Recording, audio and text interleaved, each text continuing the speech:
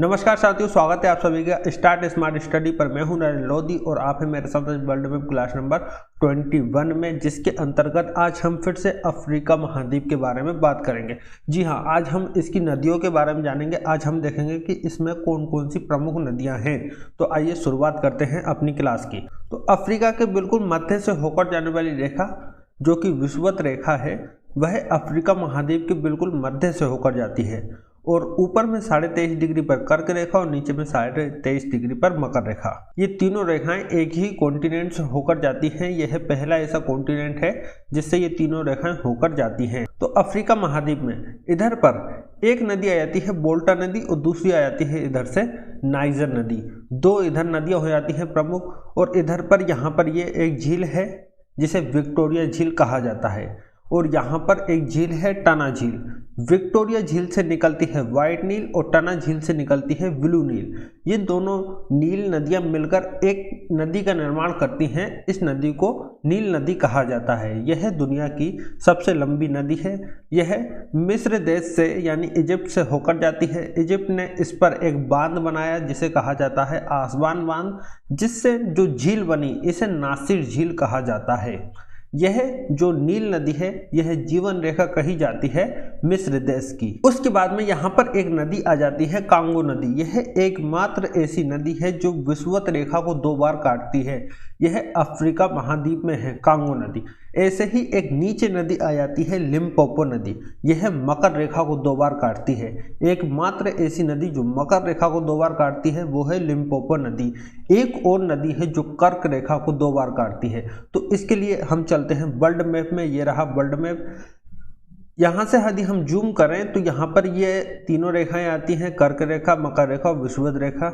ये रही कांगो नदी जो विषुवत रेखा को 2 बार काटती है। ये रही लिम्पोपो नदी जो कि मकर रेखा को 2 बार काटती है। और एक नदी है माही नदी भारत में, जो कि मध्य प्रदेश के विंध्याचल पर्वतों से निकलती है। वह खंबात की खाड़ी में जाके गिर जाती है। यह माही नदी कर्क रेखा को 2 बार काटती है। भारत में है ये नदी। तो तीनों नदियां हो गई, एक तो माही नदी, कांगो नदी और लिम्पोपो नदी। ये तीनों नदियां तीनों रेखाओं को काटती हैं। अब हम देखते हैं कि अफ्रीका महाद्वीप में ये जो लाल सागर वाला क्षेत्र है, ये जो लाल सागर है इसे लाल सागर कहा जाता है। ये जो लाल सागर वाला क्षेत्र है यह अफ्रीका महाद्वीप और एशिया महाद्वीप के मध्य में है। पहले ये लाल सागर नहीं था। पहले क्या था, ये अफ्रीका महाद्वीप और एशिया महाद्वीप यहाँ से ये जुड़े हुए थे। लेकिन क्या हुआ, यहाँ से प्लेट टूट गई और दोनों प्लेटें एक दूसरे से दूर खिंचा गई, जिससे यहाँ पर क्या हुआ, भ्रंश घाटी बन गई और इस भ्रंश घाटी में पानी भर गया तो इसे लाल सागर कहा जाने लगा। ऐसे ही यदि हम अफ्रीका महाद्वीप का ये वाला जो क्षेत्र देखें, ये भी जगह जगह से टूट रहा है। दोनों प्लेटें एक दूसरे से दूर हो रही हैं, जिससे यहाँ पर भ्रंश बन गए और इनमें भ्रंशों में बरसात का पानी भर गया, जिसकी वजह से यहाँ पर कुछ कुछ झीलें बन गई। देखा होगा आपने कि अफ्रीका महाद्वीप इधर से टूट रहा है।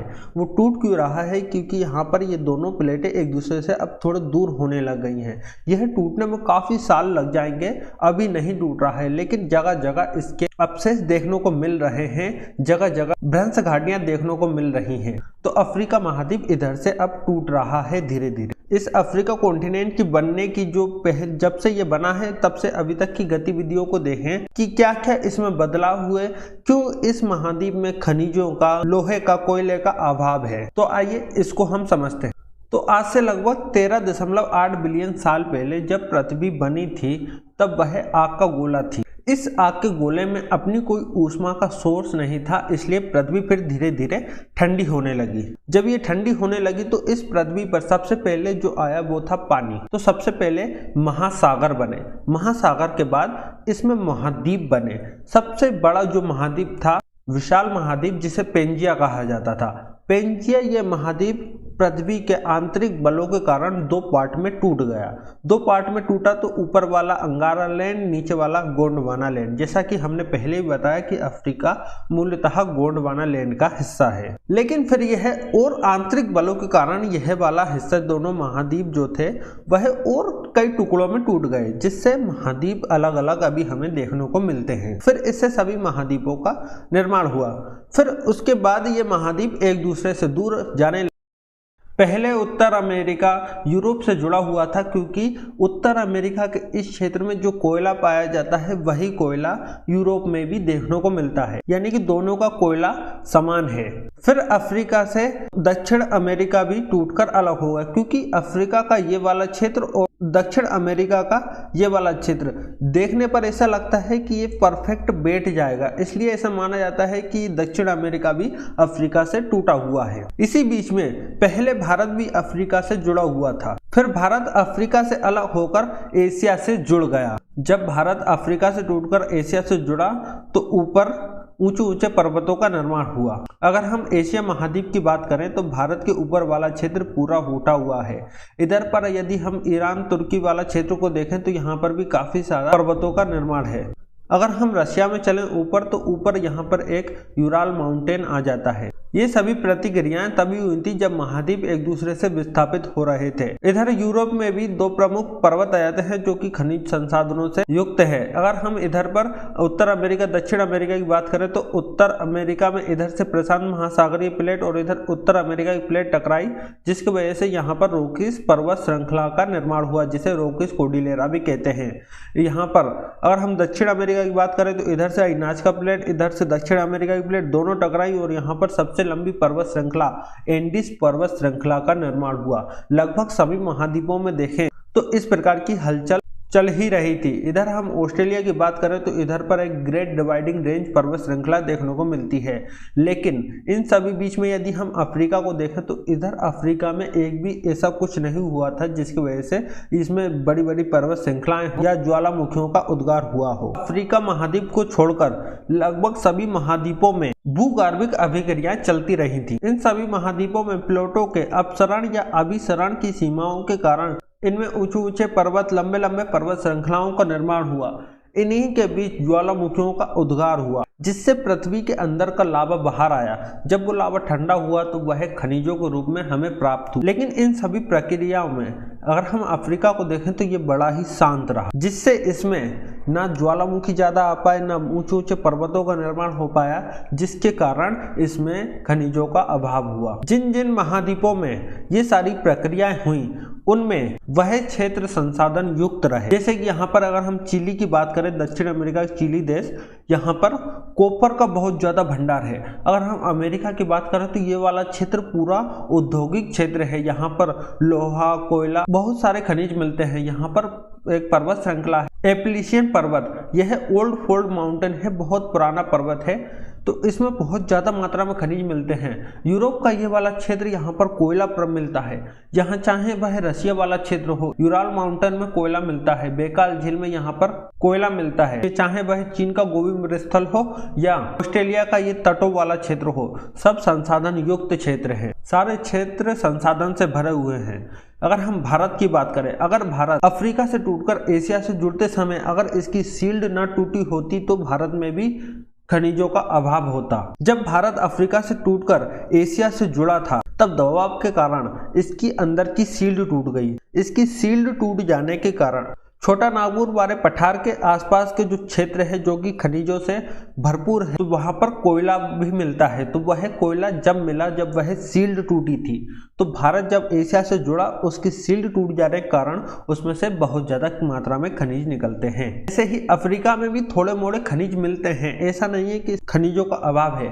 यहाँ पर लोहा मिलता है, यहाँ पर प्राकृतिक गैस मिलती है, लेकिन क्या है कि अफ्रीका इतना गरीब देश है कि इसके पास वो तकनीक नहीं है जिसकी वजह से इन खनिजों का वह दोहन कर सके।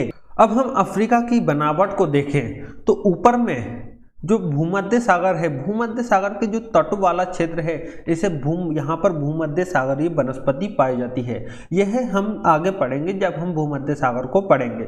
उसके बाद ये वाला जो क्षेत्र आ जाता है ये पूरा मरुस्थल युक्त क्षेत्र है। उसके बाद इधर घास वाला क्षेत्र आ जाता है, यहाँ पर सूखी घास पाई जाती है जिसे सवाना घास वाला क्षेत्र कहते हैं। उसके बाद यहाँ पर वर्षा वन पाए जाते हैं क्योंकि यहाँ से विषुवत रेखा होकर जाती है। जैसा कि हमें पता है कि विषुवत रेखा पर डेली वर्षा होती है। ये वाला जो क्षेत्र है यह वर्षा युक्त क्षेत्र है, यहाँ पर वर्षा वन पाए जाते हैं, घने जंगल पाए जाता है। उसके बाद में फिर से वही सूखी घास वाला क्षेत्र आ जाता है, सवाना घास वाला क्षेत्र। उसके बाद फिर से मरुस्थल वाला क्षेत्र आ जाता है और फिर से यहाँ पर भूमध्य सागरीय वनस्पति पाई जाती है नीचे में।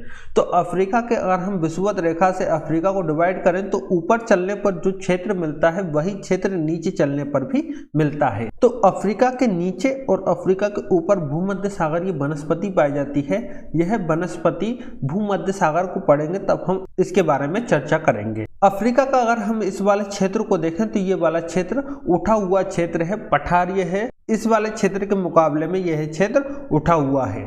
ऊपर में यहाँ पर एक पर्वत श्रृंखला पाई जाती है, जैसा कि हमने बताया है कि एकमात्र पर्वत श्रृंखला है जिसे एटलस पर्वत कहा जाता है। उसके बाद यहाँ पर जो मरुस्थल हैं उनके नाम है, यहाँ पर आ जाता है सहारा, लीबियन, नूबियन, नाबीब और कालाहारी।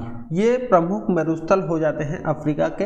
और इन्हीं मरुस्थलों में कहीं कहीं उठा हुआ क्षेत्र है जिसे पठार कहते हैं।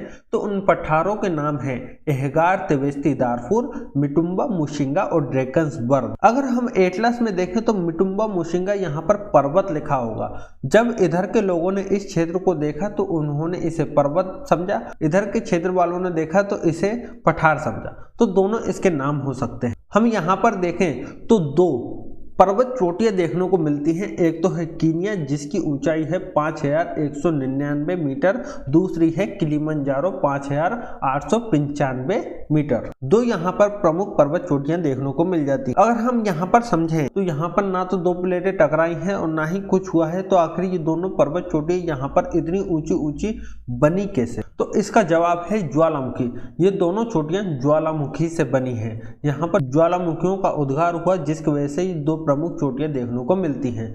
अगर हम यहाँ पर किलिमंजारो पर्वत को देखें तो ये इसका नज़ारा है, ये है किलिमंजारो पर्वत। अब सवाल ये आता है कि आखिर ये जो किलिमंजारो है यह विषुवत रेखा के इतने पास होने के बाद भी यहाँ पर सूर्य एकदम खड़े लंबवत चमकता है, यहाँ पर गर्मी बहुत ज़्यादा होती है, फिर भी इस किलिमंजारो के ऊपर बर्फ क्यों जमी हुई है? तो इसका जवाब है कि जब हम पृथ्वी से ऊंचाई पर जाते हैं तो तापमान में कमी होती है।